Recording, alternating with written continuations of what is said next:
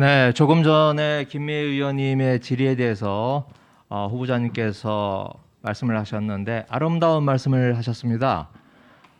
마치 재경부 대변인이 할 법한 말씀을 해주셨습니다. 정부 홍보와 관련된 내용인데 과연 외국 기업이 김앤장에다가 수십억, 수백억씩의 돈을 주면서 겨우 그런 말을 들으려고 수십억, 수백억의 돈을 지불했을까 의문입니다.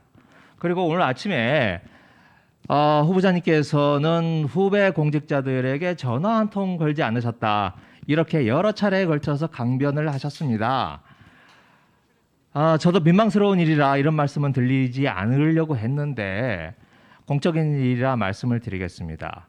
후보자님, 지난 며칠 동안 저에게 이 핸드폰을 통해서 여러 차례 전화를 주셨죠? 예, 한 대여섯 번 드렸습니다. 네, 대여섯 번 저에게 전화를 주셨습니다. 제가 전화를 안 받았습니다.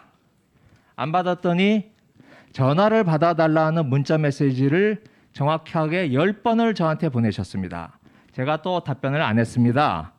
그랬더니 제가 도저히 거절할 수 없는 분 세 분이 28일 아침부터 계속 저에게 전화를 걸어서 한덕수 후보자의 전화를 좀 받아달라 라고 부탁을 해서 18번 만에 제가 후보자님과 통화를 했습니다.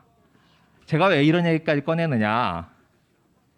이렇게 전화통화에 대해서 적극적이고 좋은 말로 말씀드려서 소통에 적극적이신 분이 일면식도 없는 저한테 그렇게 전화를 주셨는데 김앤장으로부터 20억을 받았고 그리고 수십 년 동안 어울렸던 그 친밀한 후배들이 있는데 그 후배들에게 전화 한 통화 하지 않았다? 다른 분은 모르겠는데 저는 참 믿기가 어렵습니다. 나중에 답변을 좀 주시고요. 재산 문제에 대해서 좀 여쭤보겠습니다. 지금 화면에 나오는 저 집, 신문로 집입니다. 제가 정운찬 전 총리하고 개인적인 친분이 있는데 정 총리께서 언젠가 저런 말씀을 하셨어요. 저 댁에서 입주과외를 했었다. 그리고 입주과외를 한 뒤에 한덕수 후배한테 경기고 서울대 경제학과 후배인 한덕수에게 넘겨줬다라고 하는 이야기를 제가 들은 적이 있습니다. 몇 년부터 저 집에서 입주과외를 하셨습니까? 저는 입주과외는 한 적이 없습니다. 몇 년부터 그러면 과외를 하셨습니까? 제가 대학교 1학년 때니까 한 67 년이시네요. 정도일 겁니다. 네. 저 집에서 67년부터 과외를 하셨고 과외를 하셨다는 것은 집안이 넉넉지는 않았던 걸로 보입니다. 그렇습니까? 반드시 저희 집이 그렇게 부유했다 그렇게 말씀드리지 않겠습니다만 예를 들면 누구를 가르친다고 해서 반드시 집안이 가난하다 그렇게는 일방적으로는 얘기할 수 없는 거 아닌가 그렇게 생각이 듭니다. 네, 구남매시죠?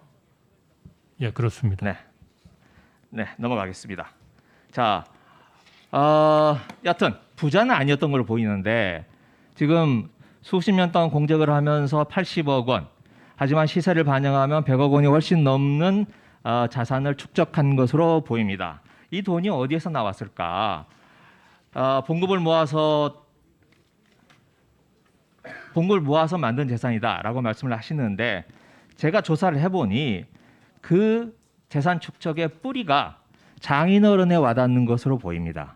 자, 사진 한번 보실까요? 장인어른 맞으십니까? 맞습니다. 네, 함자 최현식이시고요. 이분 지금 돈을 따져서 500억 원대 이상의 자산가인 것으로 보입니다. 당시 신문 기사를 보면 20억 원의 자산이 있고 영등포 시흥 성수 흑석동에 엄청난 자산을 보유하고 있던 분입니다. 우리나라 도급 순위 10위 안에 든 큰 건설사였습니다. 그런데 이분이 꼭 부의 축적 과정에서 올바르게만 부를 축적한 것으로는 보이지 않습니다. 한번 보십시오. 1970년 당시 아까 보니까 과외를 하던 도중인 걸로 보입니다. 70년 당시에 30억 원의 부도를 냈습니다. 그래서 피해자만 400명에 이르고 당시 30억 원의 부도는 지금 돈으로 600억 원이 넘는 큰 액수입니다. 또 그것만이 아닙니다. 시는 건설은 다음 페이지 좀 넘겨보실래요? 뇌물, 부실공사, 체납, 부도수표 남발 이런 걸로 오명을 남긴 회사입니다. 자, 그렇게 해서 모은 재산을 다음 페이지 넘겨주실래요? 압구정동입니다. 압구정동에 거의 최현식 타운이 만들어졌습니다. 장인어른 5남매를 두고 있습니다. 제일 큰 딸하고 결혼하셨죠? 예, 그렇습니다. 네. 그런데 자 보면 압구정 78동, 51동, 71동, 72동, 52동 모두 5자녀에게 넘겨준 것 같습니다. 증여를 하신 것 같습니다. 그때 자식들의 나이가 33, 32, 29 이렇습니다. 우리 후보자님께서는 박봉을 쪼개서 재산을 모으셨다고 하셨는데 다른 4명의 처남, 처제들을 봤을 때 과연 우리 후보자님께서 박봉을 쪼개서 모아서 그렇게 이 압구정동 현대아파트를 사셨다고 지금도 주장하실 수 있겠습니까? 저한테 답변할 시간을 좀 주시는 겁니까? 네, 제가 다 한두에 좀 부탁드리겠습니다.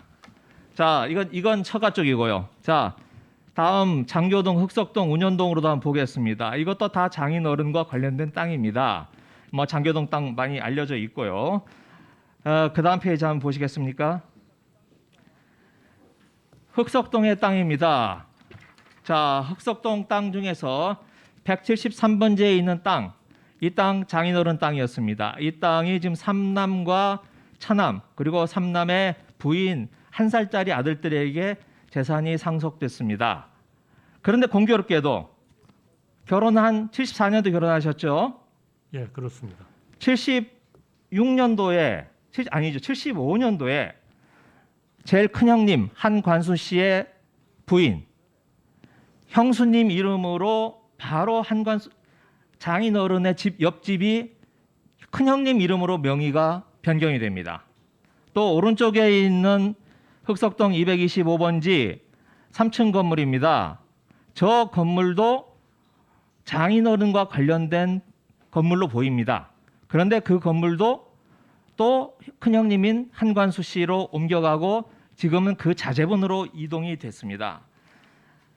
왜 이런 우연한 일이 벌어지고 있는가? 저는 참 납득하기가 어렵습니다. 이 문제에 대해서 그리고 지금 여기는 한주재단이라고 하는 조카가 지금 이 건물에 입주해 있고 이 한관수 씨의 자녀들이 이 땅이 아크로 리버하임으로 재개발이 돼서 아파트에 살고 있습니다. 형수님도 거기 살고 있는 것으로 제가 파악을 했는데요. 이 재산 형성 과정에서 설명을 부탁드리겠습니다. 시간을 좀 지금 시간이 주시겠습니까, 다 돼서 위원장님?